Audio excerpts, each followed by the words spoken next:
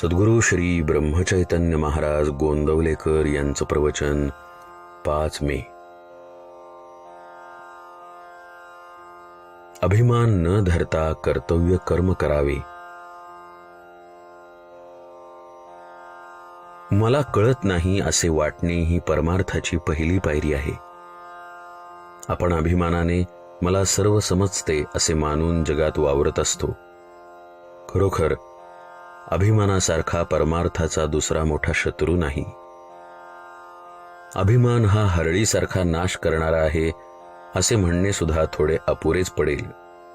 कारण हरळी वाढली तर ती दिसते आणि म्हणून ती उपटून तरी टाकता येते. तशी अभिमानाची गोष्ट नाही. तो दिसत नाही आणि म्हणून तो केव्हा आणि कसा डोके वर काढील याचा पत्ताच लागणार नाही. चित्तशुद्धीच्या मार्गात मोठी धोंड कोणती असेल तर ती अभिमानाची आहे. आणि स्वतःच्या कर्तबगारीने आपण त्याच्या तावडीतून सुटू असे म्हणणे ही वेडेपणाचे होईल. त्याच्या कचाट्यातून सुटण्याचा मार्ग म्हणजे सद्गुरूला अनन्य भावे शरण जाऊन अभिमानाच्या तावडीतून सोडवण्याबद्दल त्याची सतत प्रार्थना करणे हाच होय.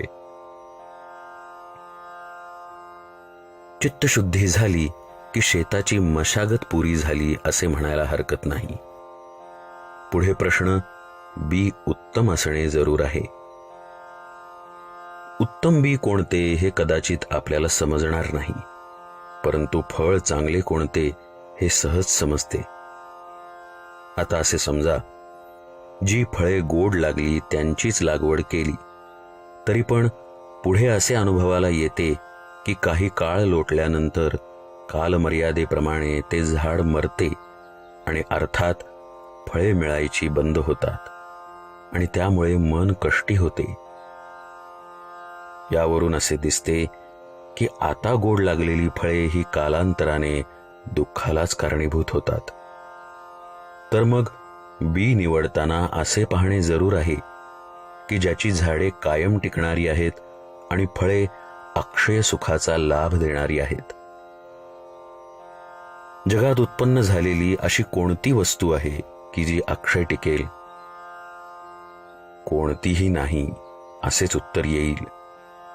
म्हणून विनाशी फळाच्या आशेने केलेले कोणतेही कार्य सुखाला नेत नाही असे म्हणावे लागते.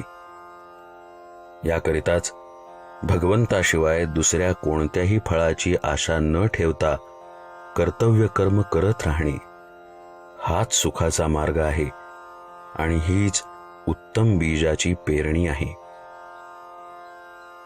भगवंताची मनोभावे प्रार्थना करावी की हे देवा, तुझी भक्ती तुझ्याशिवाय इतर कोणत्याही फळाच्या आशेने न होईल अशी कृपा कर. त्या दृष्टीने आपणही प्रयत्न करणे जरूर आहे. ज्याप्रमाणे किडके आणि चांगले एकत्र झालेले धान्य आपण सुपात घालून पाखडतो आणि किडके धान्य बाहेर उडवून लावून मागे उत्तम धान्य शिल्लक ठेवतो, त्याप्रमाणे भगवंताची भक्ती करता करता भगवत प्राप्तीशिवाय इतर होणाऱ्या इच्छा काढून टाकण्याचा क्रम ठेवावा. म्हणजे कालांतराने भगवंताकरिताच भगवत प्राप्ती अशी भावना दृढ होत जाईल. खरे सुख हे कायम टिकणारे पाहिजे.